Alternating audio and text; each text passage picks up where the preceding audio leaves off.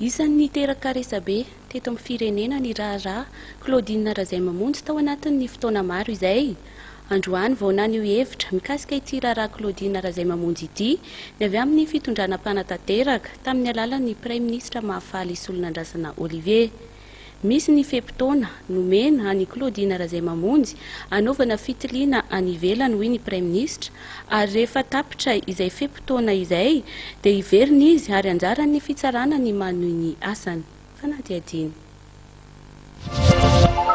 Aoka ny fifanaratsiana, aoka ny fandotona be fahatan'ny olona zay tsy manana sy ananana pirofakolo, calomnie et médisance, matoa mangina ny olona anankiray zay le hoe zay mangina volamena. Ary efa niteny araka didinareo hoe avelao hiasa ny fitsarana.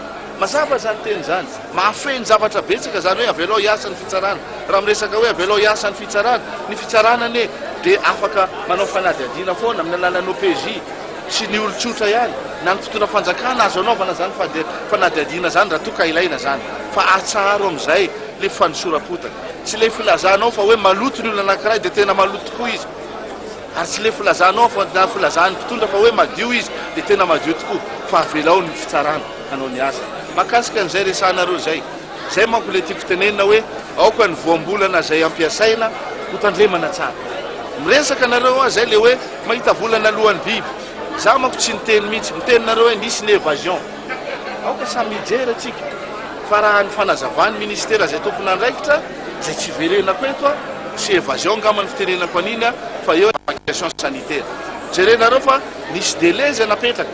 Zay hoe noho ny tsy fisian'ny fitaovana teto atoerana ka nilana fisafona any ivelany zay manana fitaovana ary fomba kokoa nandefasana azy any ivelany ana miaraka. Mijery tsika hoe defa tapitra ny délai iverina sa tsy verina ve le olona. Zay nge ny tokony ho jerentsika fa aoka tsy ahita volana alohan'ny biby. Rehefa miverina le olona dia ho hitatsika eo inona no ataon'ny fitsarana. Za averiko foana hoe ny fitsarana ny tompo marika afara ny tompoko ary ny fitondram-panjakana dia tsy hitsabaka amin'ny raharaham-pitsarana. Fa ny afatra zay apetraka fitondram-panjakana fotsiny dia zao hoe aoka tsy atao tsindrina amin'izany ny fandraisana andraikitra. Rehefa mandray andraikitra ho an'olona rehetra